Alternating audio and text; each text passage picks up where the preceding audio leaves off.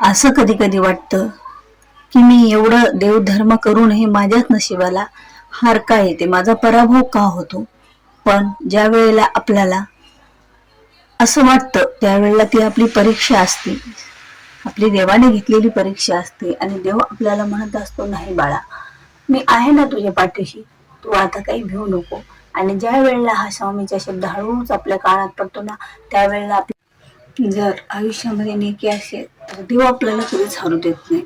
आणि जेव्हा आपल्या पाठीशी देव असतो ना, तेव्हा आपल्याला हरण्याची गरजच पडणार नाही. कारण देव हा आपल्याला कधीच हरू देत नसतो. कारण देवापासून तर सर्व आपल्याला काही मिळालेलं आहे, जे धन दौलत ते सर्व काही. जेव्हा जेव्हा जेव्हा आपला पराभव होतो, सर्व काही करूनही हारल्यासारखं वाटतं, त्यावेळेला फक्त आणि फक्त आपण शरण जायचं असतं ते आपल्या भगवंताला, आपल्या स्वामींना, आपल्या श्रीकृष्णांना. जे आपण ज्या देवतांची भक्ती करतो त्या देवतांना आपण ज्या वेळेला शरण जातो, त्यावेळेला ती देवता आपल्या सर्व संकटातून मुक्ती देत असते. भलेही आपल्याला आता पराजय मिळाला तरी आपल्याला यश निश्चितच आपल्या हातात असतं. आणि तो विश्वास आपल्याला डगमगू द्यायचा नसतो. कारण तो विश्वासच आपल्याला आपल्या संघर्षाचं फळ देणारा असतो. संघर्ष कितीही केला पण ज्या वेळेला फळ यश हातात येत नाही त्यावेळेला आपण खचून गेलेलो असतो. पण आपल्याला खचायची गरज नसते, कारण आपल्या पाठीशी ज्या वेळेला देव असतो त्यावेळेला तो आपल्याला खचू देत नाही. आणि जेव्हा जेव्हा आपल्याला असं वाटतं, नाही आता मी थोडी खचलेली आहे, आता मला काही नाही, पण एकदा तोच आपला हात पकडला ना तर तो आपल्याला बरोबर आपल्या मुकामापर्यंत पोहोचणारच असतो.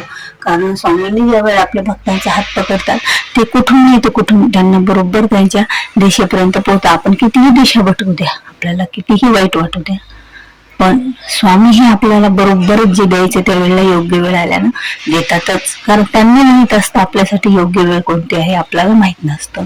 त्यामुळे आपल्याला संकटातून, दुःखातून, सर्व गोष्टीतून मुक्त करणारे ते म्हणजे आपले स्वामी महाराज. आणि स्वामी महाराजांच्या चरणी एकदा का आपण आपला ध्येय ठेवला, म्हणजे आपण आपलं पूर्ण आयुष्य ठेवलं, तर स्वामी महाराज हे आपल्याला कधीच कोणतंच दुःख हे आपल्यापर्यंत येऊ देणार नाहीत.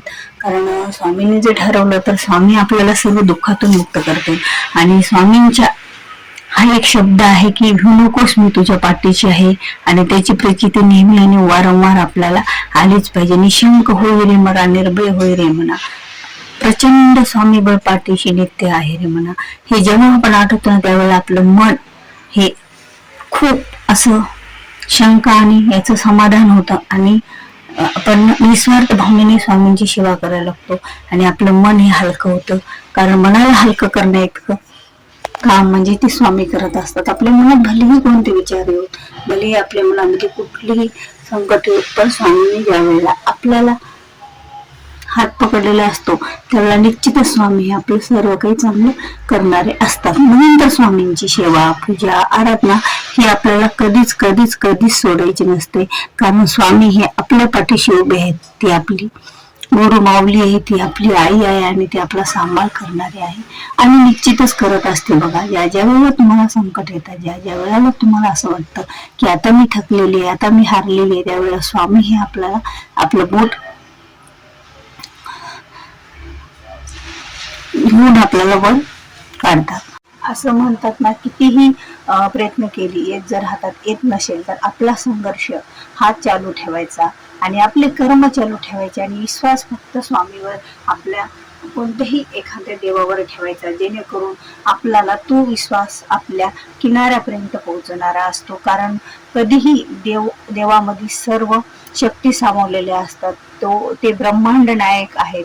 तर छोट्या मोठ्या गोष्टी ह्या त्यांच्याकडून तर आपल्याकडून होणारच, पण त्यांची भक्ती, त्यांचा विश्वास हा आपला त्यांच्यावर अटळ ठेवायचा आणि आपले कर्म हे आपल्याला थांबवायचे नाही. आपण जो संघर्ष करत आहोत तो आपल्याला चालूच ठेवायचा आहे आणि त्यातूनच आपल्याला यश आणि फळ मिळणार असतं. कारण ज्या वेळेला एखादा देव ही आपली परीक्षा घेत असतो त्यावेळेला समजायचं की देवाने मला निवडलेलं आहे परीक्षा घेण्यासाठी, म्हणजे मी देवाचं असं खूप जवळचं आहे, माझ्याकडे देवाचं असं बरंच खूप लक्ष आहे, त्यामुळे ते माझी परीक्षा घेत आहेत. बघा, परीक्षा कधी होत असते, जेव्हा आपला अभ्यास होत असतो तेव्हा आपली परीक्षा होत असते. आणि मग ज्या वेळेला आपल्याला संपूर्णतः चांगलं बनवण्यासाठी देव आपली परीक्षा घेतो. काय असेल आपल्या जीवनातील विघ्न, आपले प्रारब्ध हे सर्व काढून आपला देव आपल्याला जे पाहिजे ते देत असतो. पण थोडीशी मेहनत, थोडेसे कष्ट आणि देवावरचा विश्वास, भक्ती, श्रद्धा ही कधीच कमी पडू द्यायची नाही.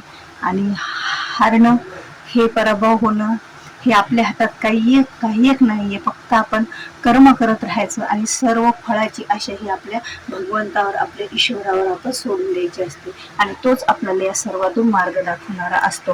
त्यामुळे आपल्या मनाला समाधान मिळतं, आपलं मन शांत होतं आणि आपल्याला जे पाहिजे ते मिळण्याची शक्ती हे भगवान देत असतो. कारण किती वेळा जरी आपण पडत असलो तरी एक दिवस हा आपला येणारच असतो. कारण एक दिवस हा आपल्यासाठी असतो आणि तो आपल्याला त्या दिवशी मिळणारच असतो. पण त्याच्यासाठी योग्य वेळ आणि योग्य काळ हा आला की आपल्याला बरोबर त्या गोष्टी योग्य वेळामध्ये मिळून जात असतात. तर व्हिडिओ आवडल्यास व्हिडिओला लाईक करा, शेअर करा, नवीन असाल तर सबस्क्राईब करा. भेटूया पुन्हा अशा नवीन एका व्हिडिओ सोबत. तोपर्यंत श्री स्वामी समर्थ.